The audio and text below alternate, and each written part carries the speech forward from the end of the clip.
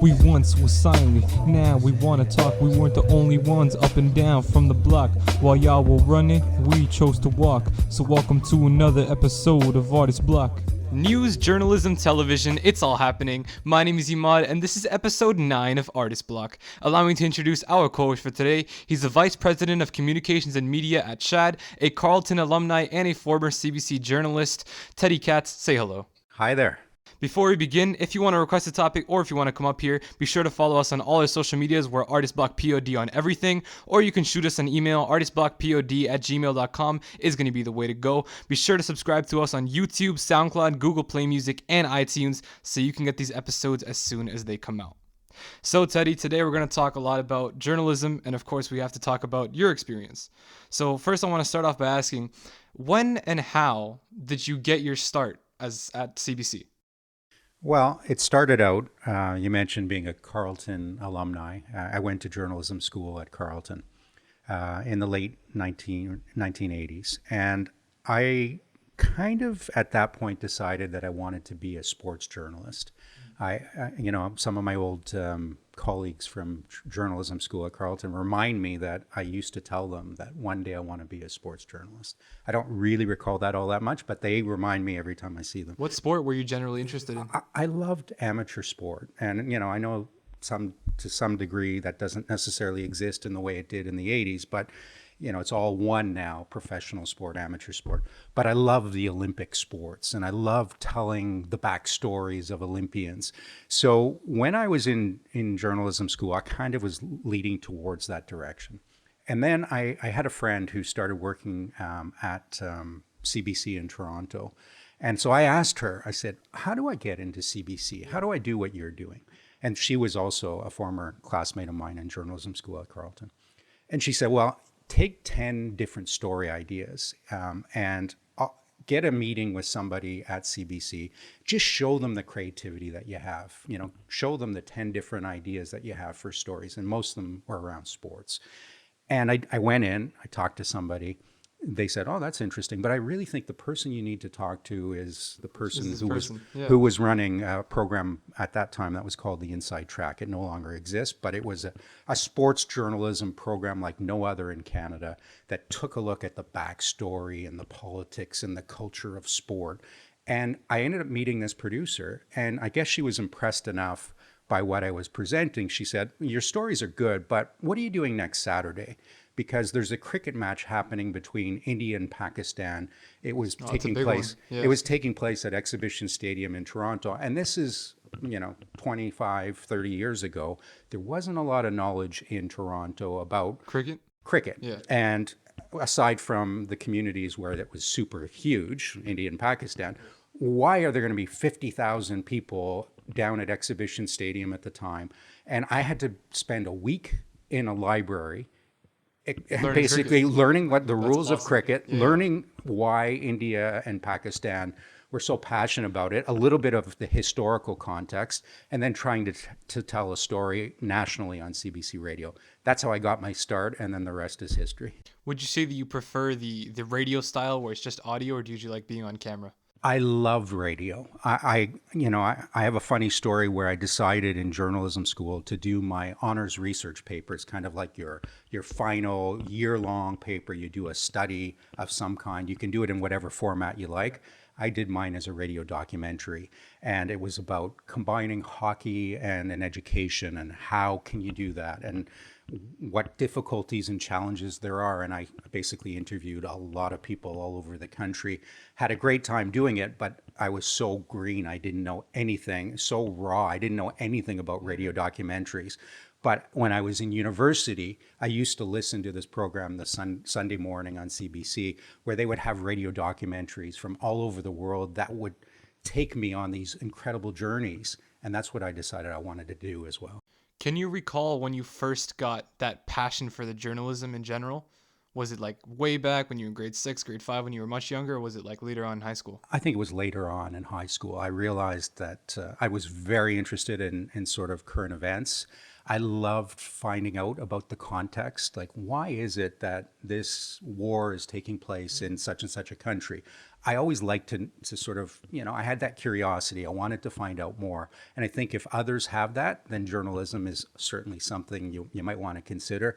I think it was late bloomer on that front for me. How long did you work at CBC?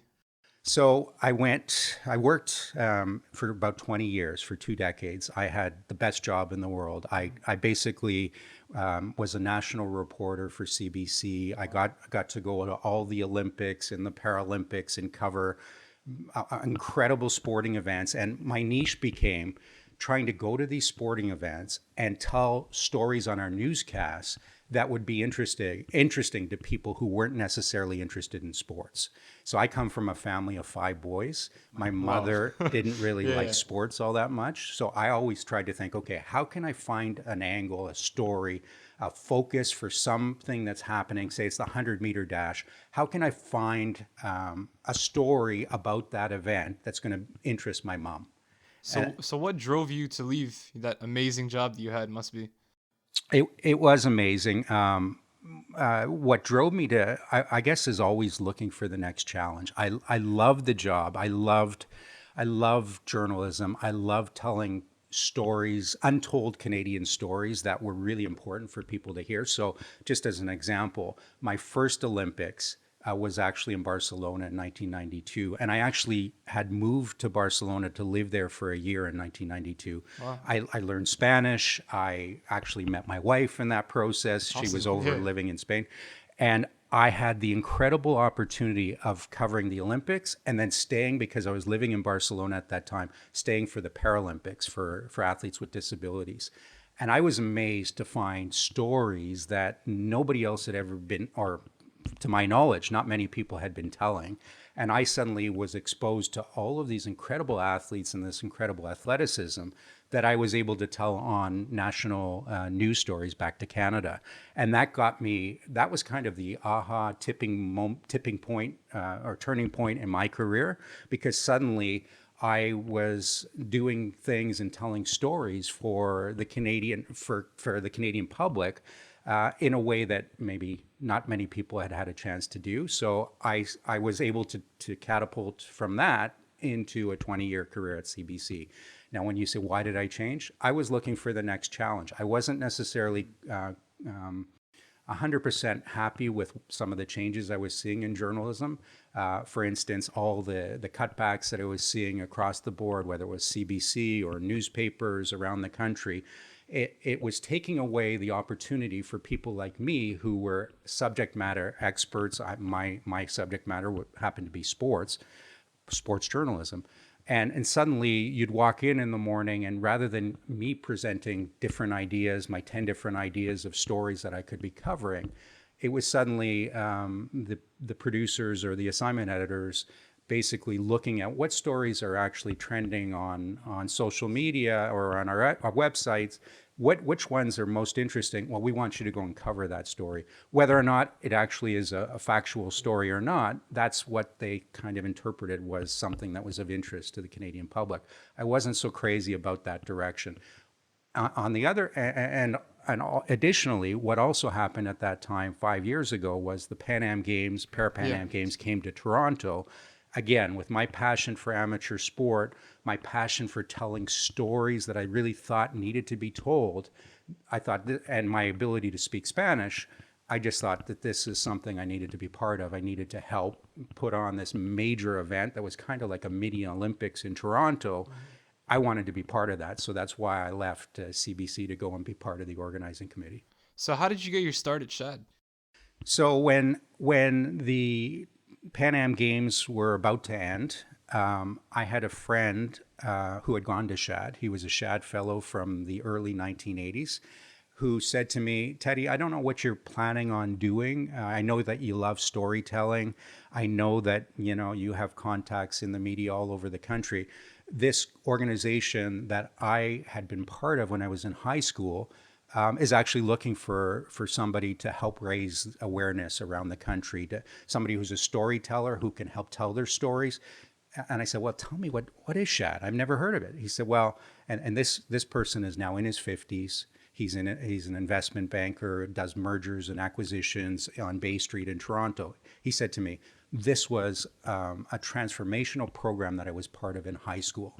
And I thought, this person is saying this about a program that he went to in high school and he's now in his 50s. And he said, yes, it is, Teddy. And he said to me something that stuck with me. He said, this is one of Canada's best kept secrets, and it shouldn't be. So when I did my due diligence and I looked into it, I thought, he's not alone in saying that. In fact, a lot of the Shad fellows, the alumni that go through the program, say the exact same thing. And when I learned about that, I thought, you know what? This is an extremely important subject to raise more exposure for. This is an important program for Canada. It's an important program for the students who go through it, and I really think I can help make an impact here. I think like the main beauty with Shad is that every fellow that I've met, not once have I heard a bad experience. Every single one of them will always tell me, you're the perfect person to go to Shad. Here's why. Here's how much I changed. And they'll show me the things that they did prior to Shad and then the things that they did after.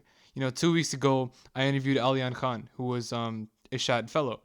And right after he left Shad, or like graduated from it, he started his own company, which is amazing because you can see how much. And the main thing with Shad is you meet people who are so driven, even if it's not the same things that you are driven by. When you see passion in other people, then you feel your own passion come out for the first time. And yeah. I think you're right about that. And every individual is obviously going to be different. Everybody has their own path, their own journey they're going to go on. But I think it is, and this is what this one Shad fellow, who I met in that first original conversation, he said to me, you can't underestimate how important it is to go and meet like-minded people, because in your high school environment, you may never have that kind of opportunity to be surrounded by 50 or 60 people on the host campus where you're going to be going in the summer, who all basically are driven, as you say, driven in different ways. Like some might be interested in business, some might be interested in science, some in tech, some in engineering, some in arts, some in math, and maybe even athletics or music, whatever. But these are people who are driven to make a difference in some small way, or maybe even a big way. Yeah. And Michelle Romanow, who's on Dragon's Den on CBC television, she is a graduate of our program. She's a Shad fellow. And what she often has said to me is, when I went in high school, I think she went in between grade 11 and grade 12, she said, I met people at my Shad program who were doing university research. And at that time, I didn't know that in high school you could go and get involved and do university research. And that really inspired her. She said, oh, what am I doing? What am I doing that's different and unique? And that really was a motivating factor for her to start. She started 4 businesses by the time she was, before she was 30. And she's now known as one of the top female entrepreneurs in Canada. And she gives a lot of credit to Shad for that. That's awesome. So let's turn it more back into journalism, because I think there's a huge topic that we have to cover. Now, currently, the news media is getting backlash after backlash due to this whole idea of fake news and alternative facts. This has mainly been popularized by President Donald Trump, and the main 2 news stations that are on both ends of the spectrum are CNN and Fox News.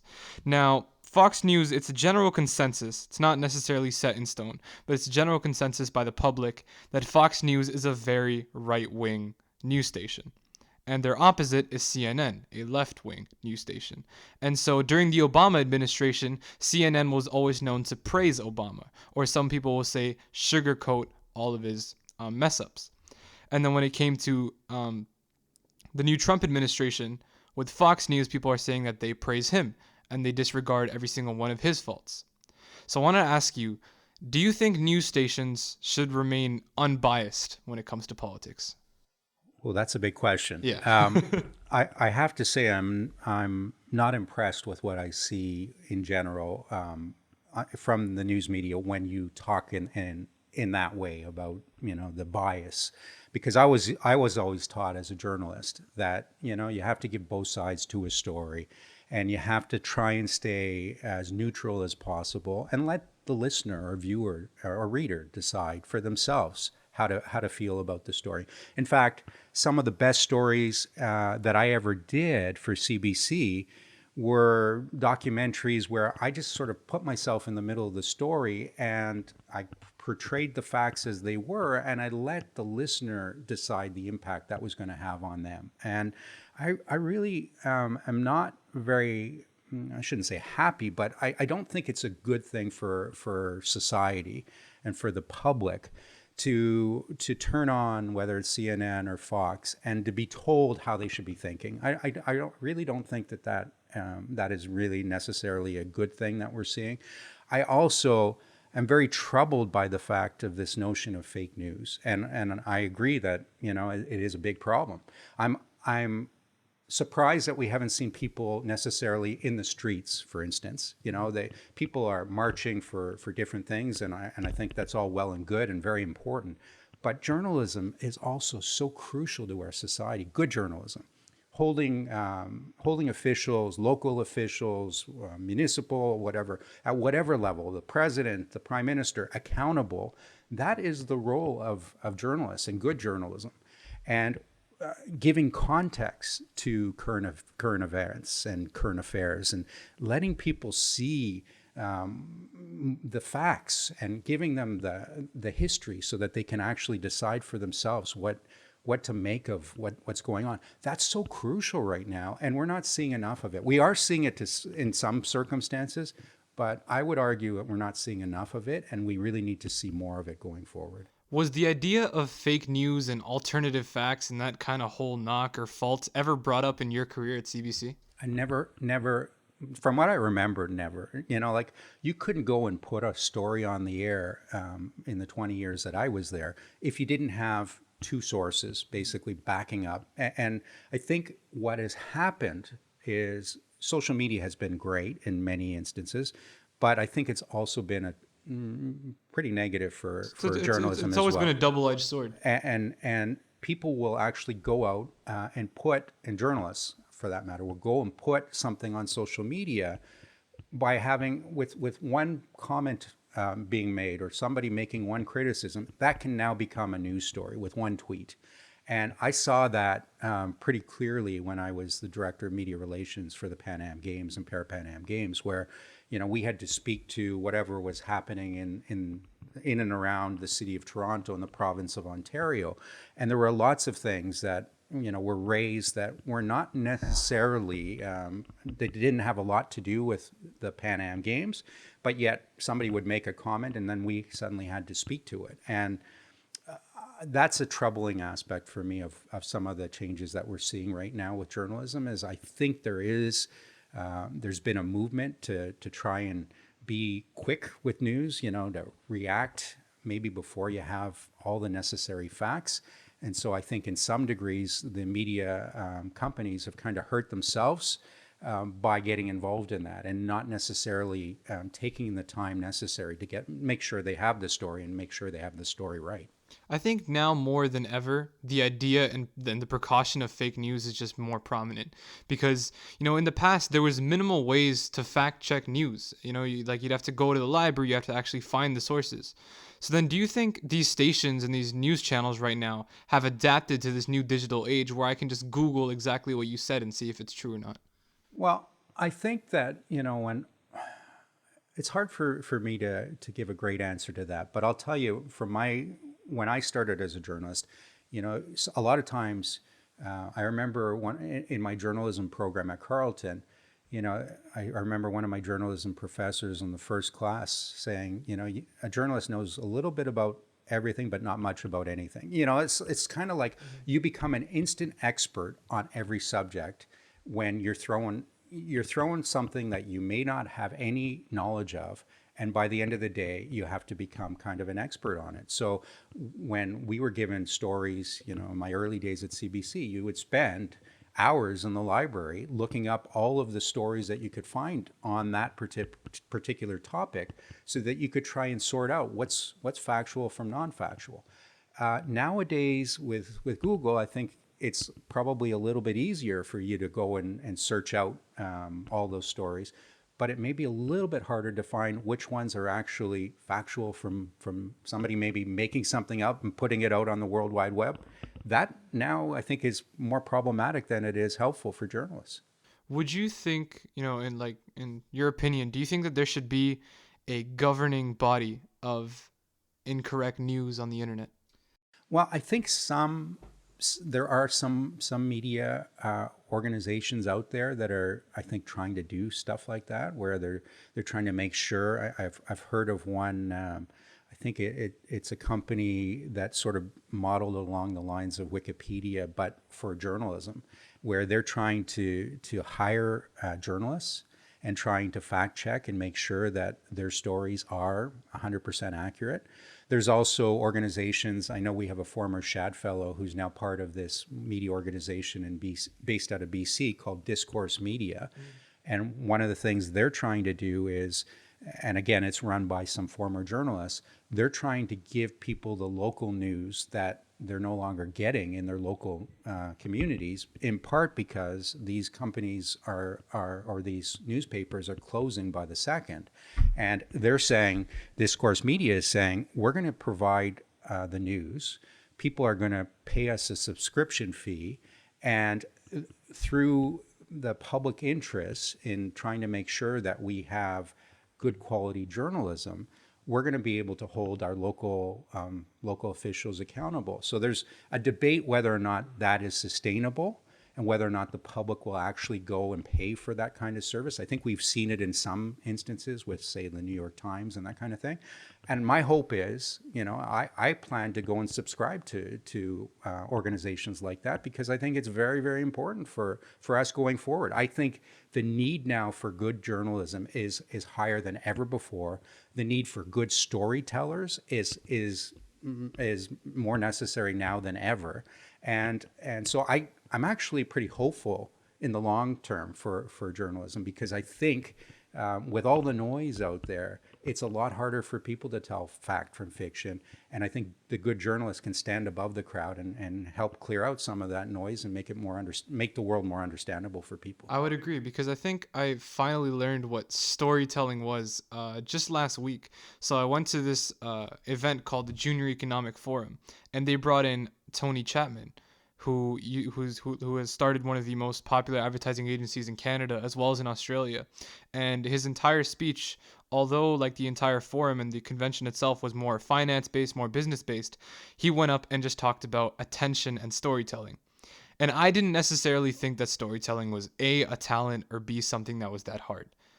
It was after his 40-minute, TED Talk type thing, I was astonished, because I think once you see great storytellers, you realize how great storytelling is and how you can evoke an emotion the same way that, like a great song would do, or like a classic Picasso piece or something like that. It can evoke an emotion. And I think with journalism, when it's biased and you can tell that it's biased, it ruins the entire story for you, because now it's no longer a third person narrating. It's someone who's, they know everything, but they're only choosing to give you a part of the facts. And me personally, I just completely disagree with that, because the thing that I've always been taught by people who are journalists and people who have done journalism in the past is that you are the connection from the reader or the viewer to the story. You're not someone who's part of the story. You're not someone who can tell part of the story. You don't have that right, you could say. So let's talk a little bit about the future of journalism. And like you said, so Washington Post wrote an article in 2011 about the future of journalism and 5 myths about the future of journalism. And I thought we should take a look, and I'd love to hear your personal take on all of them. So number 1, the traditional news media are losing their audience. Do you agree? I think from my colleagues who I used to work with at CBC, they will tell you that there are definitely issues and problems with viewership and trying to have that same kind of audience that they've had in past years. But they will also tell you when there's a big sort of calamity or chaotic news event that people want to find out more about, they will turn their TV on or turn on their computer and live stream one of the TV channels in order to find out all the latest facts. So that still is the case today, that people are tuning in at certain times. We always heard that radio, for instance, I come back to the fact I spent 20 years in radio for the most part at CBC. We always heard over the years, well, radio's a dying breed. It's no longer going to be around. Well, look at what's going on today with local radio stations. CBC around the country is very strong in many of their markets locally, because it creates this connection between CBC, for that matter, creates a connection between the local community, and it creates that bond between the hosts and that morning program and that community. And podcasting, what you're doing here, it's showing that radio is still going to survive. And I think it may survive television, radio, newspapers. It may survive in a different kind of envelope. Like maybe people will get it in a new way through their computers or telephones, whatever. 5-10 years from now, they're going to be looking at getting and accessing the stories in new ways. Maybe we won't have television sets in 5-10 years. I don't know. I can't predict that. But I will say that I think, based on what I've seen, video is still hugely important. And that is not going to change. People love getting their stories or their news in video format. How they get it and where they get it is potentially going to be the only thing that will change going forward. I even say with podcasting, the podcast app has been on iTunes since Apple began the App Store.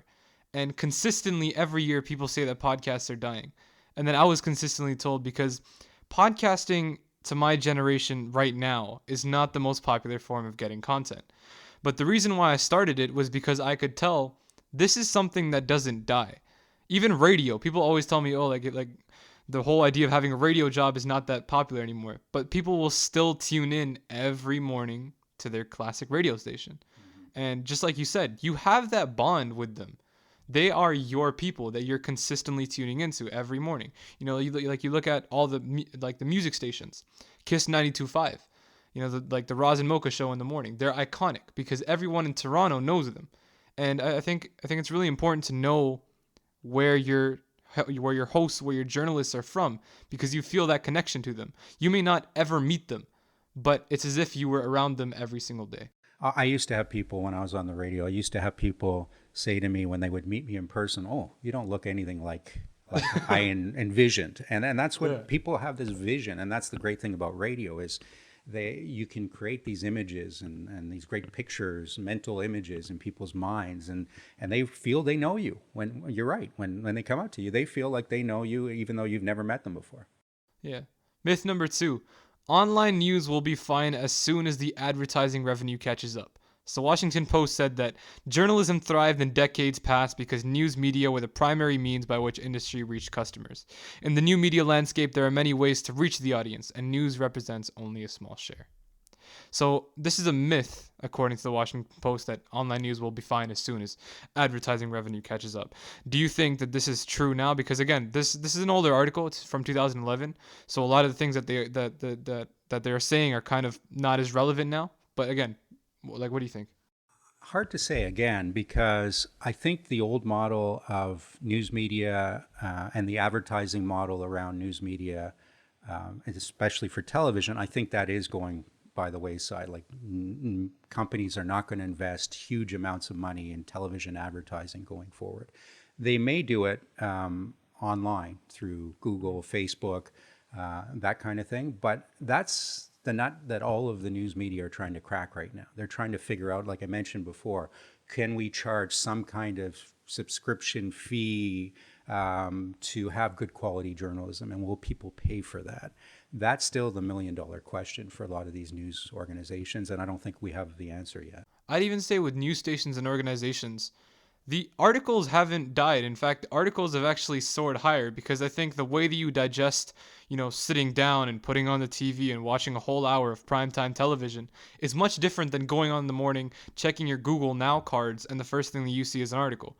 All these news stations are still writing those articles, right? CBC, Bloomberg, Business Insider, they're still writing the articles. So I think right now it's up to the companies such as Google that are able to filter the content and the articles that you as the reader, the person who's taking in the content, will enjoy them. So I think now the journalists have to realize how important making sure that they go in a specific field is. I would just argue that one thing that I think is really important is, and one of the difficulties right now, and what I mentioned why I was interested in changing from journalism to take on that role at the Pan Am Games, is we're so worried about clickbait, and people clicking on stories because they're popular, not necessarily because they're important journalistically. And that's something that I think every news organization maybe has to somehow do a lot of reflection around. Do they need to tell the story about somebody in entertainment doing something crazy, whatever, or maybe if it's even some innocuous tweet from the president? Do we need to know every little detail of that? If it's important from a public policy point of view, for sure. But if it's not, then, if some people want to do it, that's great. But certain organizations that maybe hold themselves up to a higher standard of journalism, I think should maybe do some reflection and maybe not do that so much and concentrate more on giving the context and giving people the ability, if they're interested, to go and find out what the historical context of this issue or this story is, so that they can go and get the facts, as we talked about earlier, that are so important. Funny you bring that up, because myth number 3 is that content will always be king. And Washington Post says, and I quote, "The idea that helped journalism prosper in the 20th century was simple. Produce the journalism, or quote unquote content, that people want, and you will succeed. But that may no longer be enough." I think right now, journalists are understanding that a lot of it is going to be based off how important the story is in terms of popularity. And I think news media and news stations are realizing that even more. Because right now, the appreciation for good journalism isn't there. I think the idea or the concept of good journalism isn't known to people. And I think that will honestly take time, and that will take an insane amount of effort from news stations to be able to find that perfect sweet spot between being, picking up something that is clickable and then still having good journalism behind it.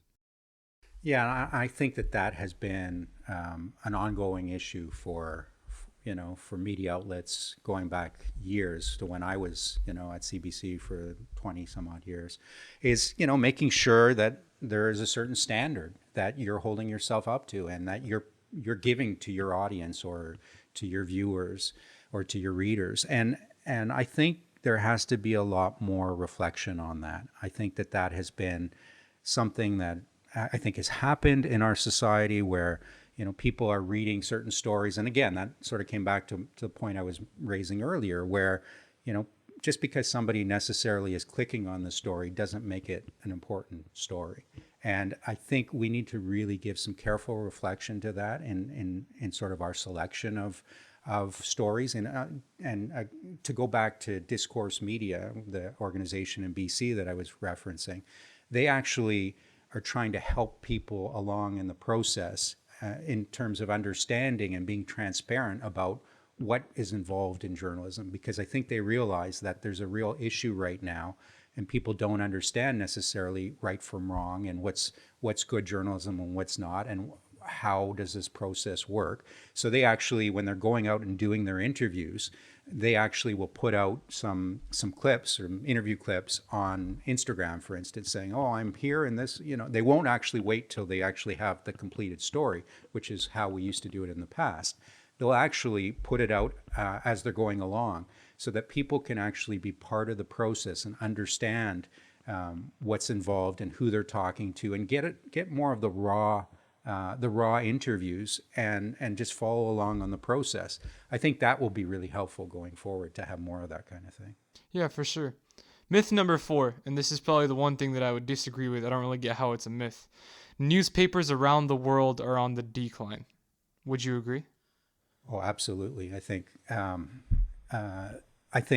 there's a revolution going on in the media world right now that probably we haven't seen in our lifetimes. And not to say that isn't hugely important. It is. I think we're still seeing, we're seeing the major news organizations, whether it's CBC, the Globe and Mail, the National Post, the Toronto Star, they're all going through this transformation right now. There's nobody that's not affected by it. And we as the public, I still have a subscription to the Globe and Mail because I would kind of be hypocritical if I didn't have that. I think I believe in good journalism. I believe in the importance of it. And if I suddenly said, okay, I'm only going to get my news online, and I'm not going to support the people who are providing me the important news that I need to read every day in order to understand the world around me, I just think that as a journalist, I couldn't do that. Not that there's anything wrong with the whole idea the newspapers are on the decline. I mean, it's a different time now, right? We're using less and less paper in schools, especially, and when it comes to newspaper printing, it's gonna die off because it's not something that's very popular. And the argument that Washington Post used was that print newspaper ad revenue rose by 13% in India and 10% in Egypt and Lebanon. But I think over there, it's a much different case because here, with the new digital revolution that has happened, people say it's like the third, industrial revolution, in which content will be taken through the internet. And if journalists and the news media can really push, internet articles, then they'll be able to succeed in the exact same way. Yeah, I would agree that all of the media, and CBC may have come to this a bit late in the game, but they're now focused on online and digitally and trying to find different ways to tell their stories, and that is definitely something that we're going to see ramped up even further going forward. So you brought up local news, and myth number 5 is the solution is to focus on local news. And according to the Washington Post, hyperlocal content by definition is limited appeal. The second that I read this myth, I immediately disagreed because I think it's not more about the stories that they're saying, but it's in fact the way that the journalist is saying it, and then the format and their ability to storytell.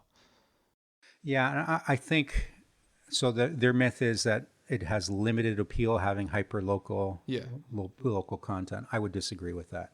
I think it's extremely important to like. We used to have, for instance, covering the world, CBC would have reporters in, different countries because it was often felt that you needed to have a Canadian voice, somebody who understood the Canadian context in order to explain some event that's going on somewhere on the other side of the world, but somebody who understands it from a Canadian context. The same is true in your local community. And the danger that I see is suddenly with all the closure of the local media outlets, you no longer have, like I got my start in journalism covering in Hamilton, in the Hamilton area, covering the town of Glanbrook near the Hamilton airport. And that was hugely important for the town of Glanbrook.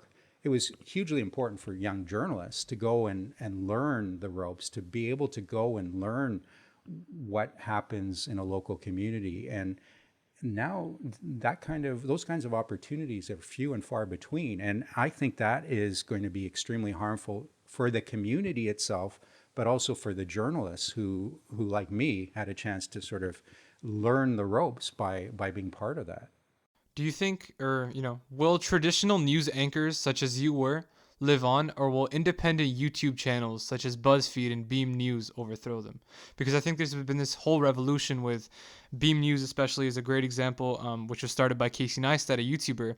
And then even last week tonight with John Oliver, he's not necessarily considered a traditional news anchor because his comes out on YouTube every week. I think you're going to have a mix of both. And I think you're going to have the good storytellers will always be there. And maybe the medium for them to tell their stories might change, as I was saying before, but they're not going anywhere. They're going to still, I think, as I was saying, you're going to need people to cut above the noise, and good storytellers know how to do that. They know, the amazing thing about storytelling is it doesn't really change. Like, good storytellers kind of follow the old Hollywood model where it's a character. They develop a story around a character. The character has certain conflicts that they have to overcome, whether it's conflicts with themselves, conflicts with somebody else, or with their environment. Then they suddenly learn how to overcome that. There's drama involved. They go through some major transformation. That's all part of good storytelling and has been for decades. And that's not going to change. In fact, the people who know how to do that are the ones who are going to continue to flourish. That wraps up episode 9. Once again, Teddy Katz, thank you so much for coming. Do you want to plug any of your social medias? Absolutely. So on Twitter, well, let me give the Shad network, if I could. So it's at Shad Network for Twitter, and at Shad Program for Facebook. I'm also on Twitter at CatsT, if anybody wants to follow me there. You can follow me on Instagram at Imaad.jm or on Twitter at ImaadJM. Once again, be sure to follow us on all our social medias. We're artistblockpod on everything. If you want to request a topic or if you want to come up here, artistblockpod@gmail.com is going to be the way to go. Be sure to subscribe to SoundCloud, YouTube, Google Play Music, and iTunes so you can get these episodes as soon as they come out. That wraps up episode 9. We'll see you guys next week.